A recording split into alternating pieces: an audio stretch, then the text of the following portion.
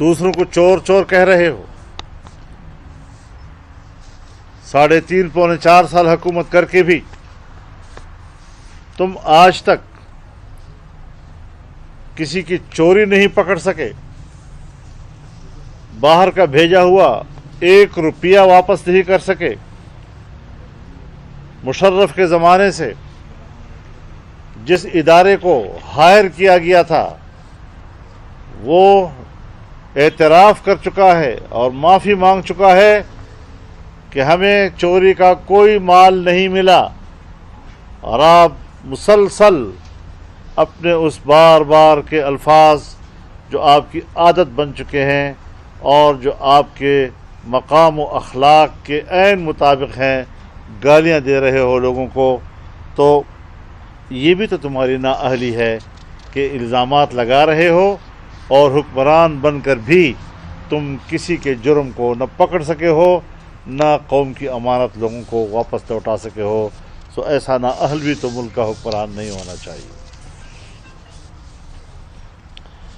جس خط کا وہ ذکر کر رہے ہیں، کس کو آپ دھوکہ دینا چاہتے ہیں؟ آج بھی میں کہتا ہوں کہ اگر یہ خط اتنا ہی خطرناک ہے تو کیا باضابطہ طور پر امریکی سفیر کو بلا کر اب تک ان سے احتجاج ہوا ہے؟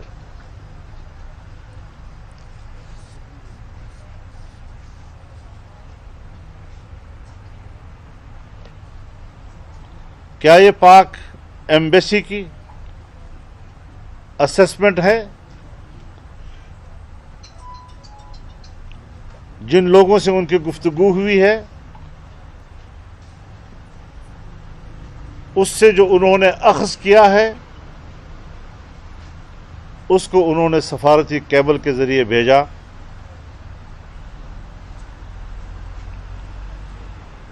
تو پھر اپنے سفیر کو اب تک تحقیقات کے کٹہرے میں کھڑا کرنے کے لیے پاکستان کیوں نہیں بلایا گیا؟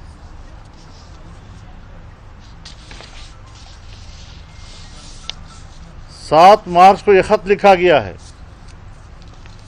اور پھر OIC کے اجلاس میں اسی امریکی ڈیلیگیشن کو دعوت دی گئی اور اس میں شرکت کے اعزاز سے سرفراز کیا گیا. عجیب بات ہے، کیا لوگوں سے تم بیوقوف بنا رہے ہو؟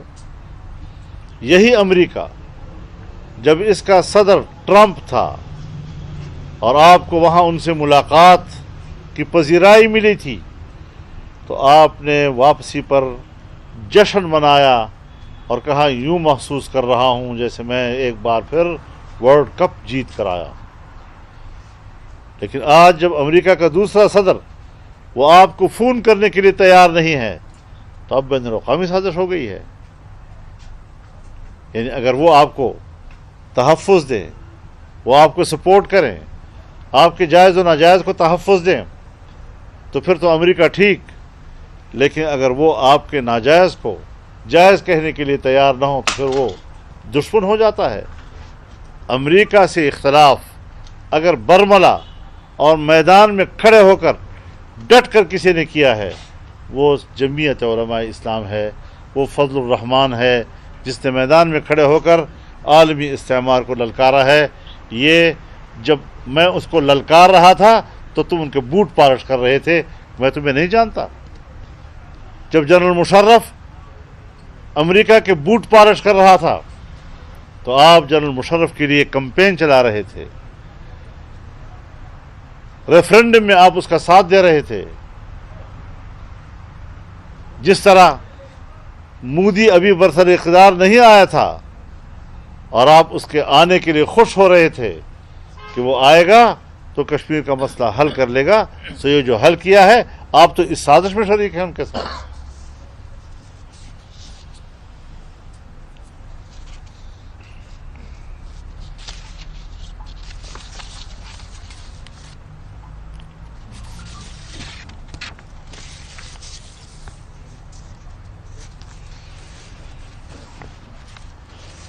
آج اس وقت اس کی ایک مہم جوئی یہ بھی ہے کہ فوج کے ادارے کو متنازع بنایا جائے. ISI کے چیف کی نوٹیفیکیشن کو لٹکانا کس مقصد کے لیے تھا اور کس کے اشارے پر ادارے کو بے توقیر کیا گیا؟ اختلاف رائے تو ہم بھی کرتے ہیں، لیکن ادارہ من حیث الادارہ اس کی بے توقیری ماضی میں جس طرح آپ نے کی، کیا پاکستان کی تاریخ میں اسے کوئی مثال ملتی ہے؟ اب سن لو،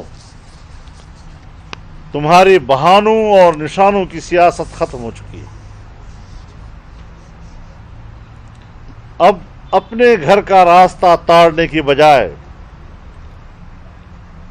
کسی اور گھر کا راستہ تاڑنے کی فکر کیا کرو. عیاشیوں کا تیرا دور ختم ہو چکا ہے.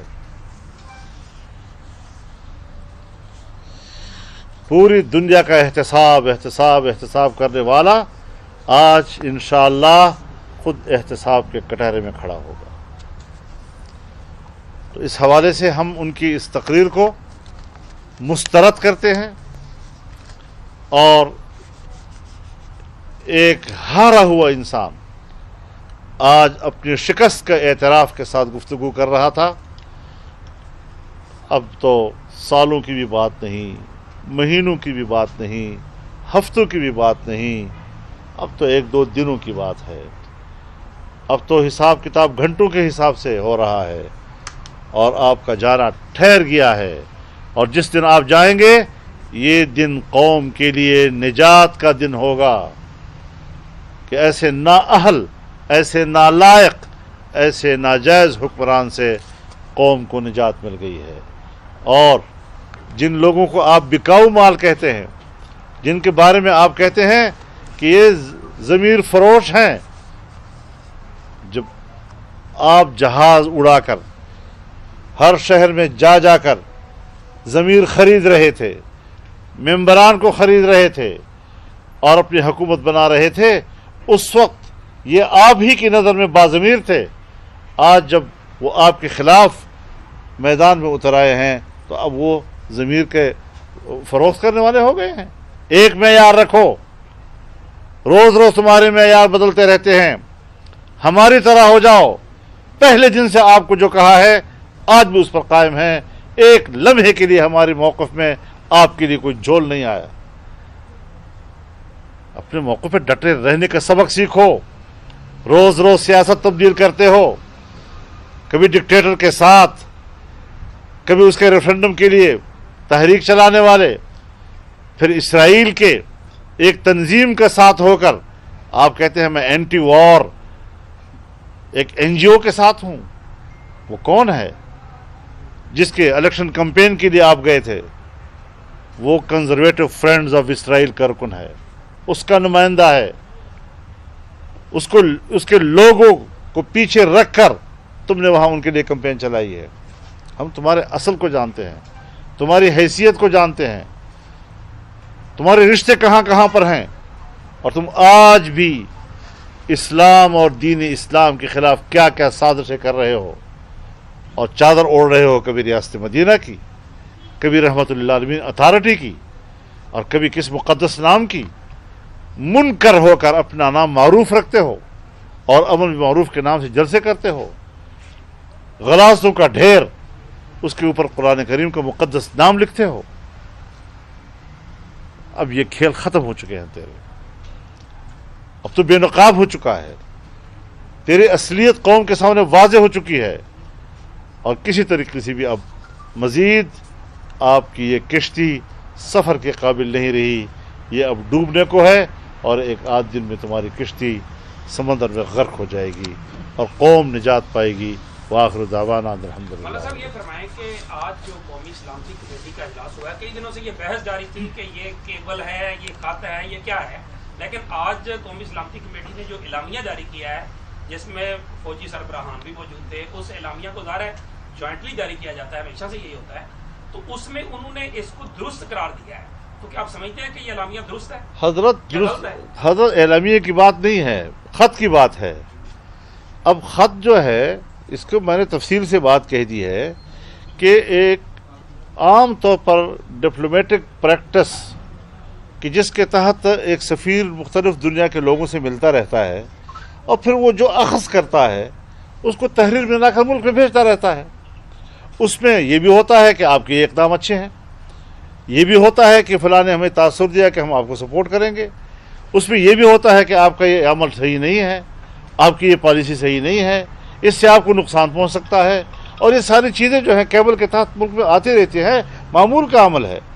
لہٰذا اس قسم کی چیزیں کہ جو ایک سفیر لوگوں سے گفتگو کر کے کچھ اخذ کرتا ہے, اس پہ کچھ صحیح بھی ہو سکتا ہے, اس پہ کچھ غلط بھی ہو سکتا ہے, تو آج آپ ان چیزوں کو صحیح کہہ رہے ہیں. اور اگر امریکہ کے ایک سفیر کی اسی طرح کا پریکٹس وہ وکی لیکس کے ذریعے سے سامنے آتا ہے, وہ حوالہ بنتا ہے ہمارے خلاف. کچھ معیار ایک رکھو نا, تو ہم اس کو بھی جانتے ہیں. تو یہ ہم وکی لیکس کو بھی جانتے ہیں, ہم ایمی لیکس کو بھی جانتے ہیں. دونوں کے معیار کو ایک رکھنا چاہیے. اچھا حضرت, انصاف کا تقاضا تو یہ ہے کہ جب آپ لوگ آئے تو آپ بھی وہ چھان بین کریں سارا کچھ. کیا آپ سمجھتے ہیں کہ ان کے اکاؤنٹس کی بھی انویسٹیگیشن ہونی چاہیے جو لوٹ مار 3.5-4 سال میں ہوئی ہے؟ کہ آپ لوگ کوئی آپس میں مشاورت کر رہے ہیں؟ دیکھیے بات بنیادی یہ ہے کہ بہت سی چیزیں خود اس کی اس وقت وہ حکمران ہونے کے ناطے اثر رسوخ استعمال کر رہا ہے. کتنی درخواستیں اس نے الیکشن کمیشن کو دی ہیں کہ فارم فنڈنگ کیس نہ سنا جائے, کتنی درخواستیں انہوں نے عدالت کو دی ہے کہ بی آر ٹی کے کیس کو نہ سنا جائے, معلوم جبہ کیس کو نہ سنا جائے. اپنے لیے انصاف کو مؤخر کیا جا رہا ہے. تو ظاہر ہے کبھی اس تاخیر کا انتہا بھی تو ہوگی. کبھی تو وہ دن آئے گا کہ جب اس کو اپنا چہرہ, حقیقی چہرہ, بے نقاب چہرہ شیشے میں نظر آئے گا. تو یہ ساری چیزیں اس کو سوچنی چاہیے کہ جب میں کسی ایک کی طرف ایک انگلی کرتا ہوں تو اپنی طرف 4 انگلیاں ہو جاتی ہیں. اچھا سردار میں بھی اپنے اعتماد کی باتیں چل رہی ہیں. آج اپنے سردار صاحب سے ملاقات کی, آج کی ملاقات میں بلوچستان کے عدم اعتماد سے متعلق بھی کوئی بات چیت ہوئی آپ کی یا نہیں؟ ابھی اگر یہ تجویز کوئی سنجیدہ صورت میں ہمارے سامنے آتی ہے تو ہم اس پر مثبت انداز سے غور کرنے کے لیے تیار ہیں. اچھا سردار صاحب, آپ بتائیے گا کہ جیسے ملاقات ہوئی ہے, کیا حکمت عملی آئندہ کے حوالے سے کیا بات چیت ہوئی؟ اور آپ تو ان خان صاحب کے ساتھ رہ کے پھر ادھر آئے ہیں, کیا کہیں گے ان کا یہ جو رویہ ہے, ان کی جو باتیں ہیں, کیا ملکی سیاست میں یہ جو گالم گلوچ بڑھتی جا رہی ہے کس طرف جا رہے ہیں ہم, اور نوجوان نسل ہماری جو سیاست میں آنا چاہیے اس کے لیے کیا پیغام جا رہا ہے؟ بسم اللہ الرحمن الرحیم. ایاک نعبد و ایاک نستعین. دیکھیں جناب, جہاں تک خان صاحب کی سیاست ہے اور خان صاحب کا طرز عمل ہے, 7 سال میں نے خان صاحب کے ساتھ گزارے ہیں. اور آپ کو پتہ ہوگا کچھ عرصے پہلے میں نے, ابھی نہیں, یہ نہیں کہ جب سے حالات ہوئے ہیں اور ووٹ آف نو کانفیڈنس کی بات ہوئی, میں پہلے سے کہتا آیا ہوں. اس سے آج سے کوئی 6-8 مہینے پہلے جا کے میں ان سے ملا ہوں. میں نے ان کو ریزائن دیا ہے, دوبارہ میں نے ریزائن ان کو بھجوایا ان کی خدمت میں. مگر کیونکہ اب وہ اگر وہ اس وقت اقتدار میں ہوتے اور یہ عدم اعتماد نہ ہوتا تو میں بہت ساری چیزیں کھل کے میڈیا کے سامنے آتا اور بیان کرتا. مگر میں اس خاندان سے, اس فیملی, اس بیک گراؤنڈ سے تعلق رکھتا ہوں کہ اگر مجھے اللہ نہ کرے کہ کسی میں اتنی جرت ہو کہ وہ مجھے اگر گالی بھی دے تو میرا بیک گراؤنڈ مجھے یہ اجازت نہیں دیتا کہ میں اس کو گالی دوں اس کو. تو میرے خیال میں سیاست جو جس چیز کو میں بلیو کرتا ہوں وہ یہ ہے کہ عزت دینا اور عزت لینے کی بات ہوتی ہے. آپ پاور میں, اقتدار میں کیوں آتے ہیں؟ کہ آپ کے لیے لوگوں کے دلوں میں ہمدردی ہو, محبت ہو اور آپ اپنے لوگوں کی خدمت کریں. یہ جو ہماری اس وقت معذرت سے جو پی ٹی آئی کی سیاست ہے اس میں جو چند لوگ آئے ہوئے ہیں, انہوں نے اس پوری سیاست کو, اس کی نہج کو چینج کر دیا ہے. میں اس سے اتفاق نہیں کرتا اور نہ میں ایسی سیاست کو پسند کرتا ہوں. تو البتہ جو کچھ اب ہو رہا ہے, میں مولانا صاحب کا بہت شکر گزار ہوں کہ اچانک ان کا کال آ گئی. وہ بزرگ ہیں, میرے بڑے بھائی کی طرح ہیں, تو انہوں نے آ کے میرے ساتھ تھوڑا سا ٹائم گزارا ہے. ہاں نیچرلی بلوچستان بھی اس میں ڈسکس ہوا ہے, بلوچستان کی جو موجودہ صورتحال ہے وہ بھی ڈسکشن ہوئی ہے, اور جو سچویشن ہے اس وقت ملک کی، نیشنل اسمبلی کی اور اس وقت پرائم منسٹر کی، وہ بھی ڈسکشن ہوئی ہے دوستوں کے درمیان. میں سمجھتا ہوں کہ اس وقت بہت زیادہ اہم مسئلہ ہے عدم اعتماد کا، اور اس وقت جو ملک کی جو سنگین صورتحال ہے. اس کے بعد انشاءاللہ بہت جلد بلوچستان کے اندر بھی ہم بیٹھیں گے، مولانا صاحب سے ڈسکس بھی کریں گے، ان سے ہم رہنمائی بھی لیں گے، اور ان کے ساتھ بیٹھ کے بلوچستان کے فیوچر میں، کیونکہ میں سمجھتا ہوں کہ بہت بڑے اسٹیک ہولڈر ہیں بلوچستان میں مولانا صاحب. مولانا فضل الرحمان آج سے نہیں 72 سے لے کے آج تک بلوچستان میں ان کے بہت بڑے فالوورز ہیں، بہت بڑے دونوں لحاظ سے، مذہبی لحاظ سے بھی اور سیاسی لحاظ سے بھی. اور ہم بلوچستان کی جب ہم سیاست کی بات کرتے ہیں تو جمیعت علماء اسلام اور مولانا فضل الرحمان کو ہم نظر انداز کر کے ہم بلوچستان کی سیاست کے بارے میں سوچ بھی نہیں سکتے. انشاءاللہ جیسے یہ حالات یہاں کے ملک کے ٹھیک ہوں گے تو انشاءاللہ ہم، کیونکہ بہت ساری کمپلینٹس آ رہی ہیں وہاں پہ، بہت ساری چیزیں آ رہی ہیں، بہت سارے ایون ان کی جو اپنی جماعت ہے موجودہ صوبائی وزیر اعلیٰ کی، وہ بھی ان کے اگینسٹ ہو گئی ہے.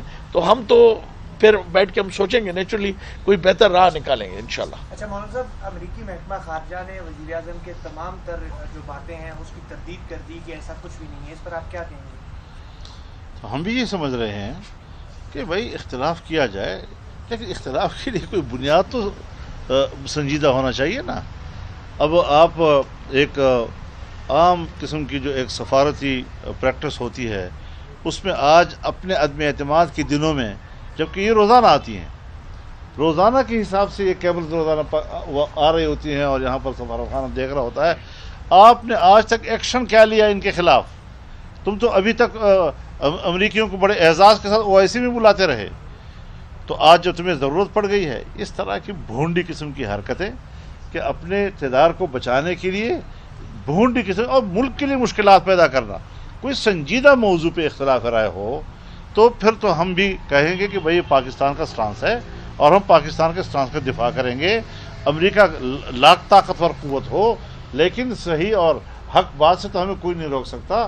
لیکن ایک عام سی بات کو بتنگڑ، پر کو پرندہ بنا کر اور بات کو بتنگڑ بنا کر پیش کرنا، یہ جو روایت انہوں نے چلائی ہے یہ ناکام ہو گئی ہے، یہ ٹھس پھس ہو گئی ہے، اس کی کوئی حیثیت نہیں ہے اور یہ سہارا اس کا ٹوٹ چکا ہے. اچھا مولانا صاحب، عمران خان صاحب نے اپنی تقریر میں کہا ہے کہ جو اپوزیشن عدم اعتماد لائی ہے وہ غیر ملکی طاقتوں کے سہارے پر لائی ہے. 7 کو جو ہے وہ خط پہنچا، 8 کو عدم اعتماد آ گئی، اس پر کیا کہیں؟ تو یہ حساب کتاب ان کا رابطہ ہوگا نا کسی کے ساتھ باہر، ہمارا تو کوئی رابطہ نہیں ہے، ہم تو اپنے حساب سے چل رہے ہیں. جب وہ نااہل ہے، جب وہ ناجائز تھا، جب وہ نالائق ثابت ہوا تو اس کا ملبہ غیر ملکی سازش کے نام پہ ڈال دینا، یہ بھی آپ سمجھ لیں کہ یہ کتنا کیا کیا کرتب کھیل رہا ہے اس وجہ. کوئی کرتب کامیاب اب نہیں ہوتی، نزا کی حالت میں کلمہ بھی قبول نہیں ہوتا. ایک آخری سوال حضرت، کیا ایسا تو نہیں ہے کہ ان کو 1-2 دنوں میں کہیں سے کچھ وہ بریتھنگ سپیس ملے گی، یا کوئی آپ کو ایسی توقع ہے کہ کوئی ایسی انہیں کوئی طاقت مل سکتی ہے؟ میرے خیال میں کوئی چیز نہیں ہے اس پر. آج بھی ہماری میٹنگ ہوئی ہے، بڑی تفصیل کے ساتھ میٹنگ ہوئی ہے اور اس کا جانا ٹھہر گیا ہے.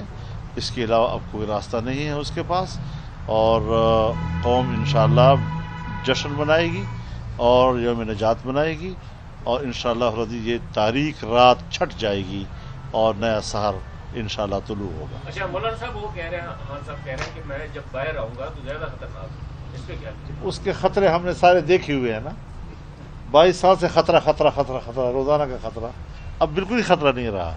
تو وہ اپنے آپ میں پتہ نہیں کوئی اس کا سائیکی کا مرض ہے اس کا، کہ وہ اپنے آپ کو بہت عجیب شے سمجھتا ہے جی، اور ہم اسے کچھ نہیں سمجھتے. لہٰذا اس کا ابھی بھی 10 لاکھ لوگ، 10,000 لوگ نہیں تھے جی. تو وہ بات اس کے روب داب تو پہلے بھی سمجھ میں آ گیا. لہٰذا بڑھ کے مارنے سے کوئی آدمی طاقتور نہیں بنتا جی. پاگل کے بعد باولاپن جو ہے یہ کوئی انسان کو مقام نہیں عطا کیا کرتا، یہ اور لے ڈوبتا ہے اس قسم کی بات. تو ان چیزوں سے ہمیں ڈراتے ہو، کیا پھدی اور کیا پھدی کا شوربہ، تم ہو کیا چیز کہ ہمیں اس قسم کی چیزوں سے ڈراتے ہو؟ ہمیں تمہیں تکنی کا ناچ نچوایا ہے اور ہم تمہیں بتا سکتے ہیں کہ کیا قیمت ہوتی ہے قوم کے ساتھ مذاق کرنے کی.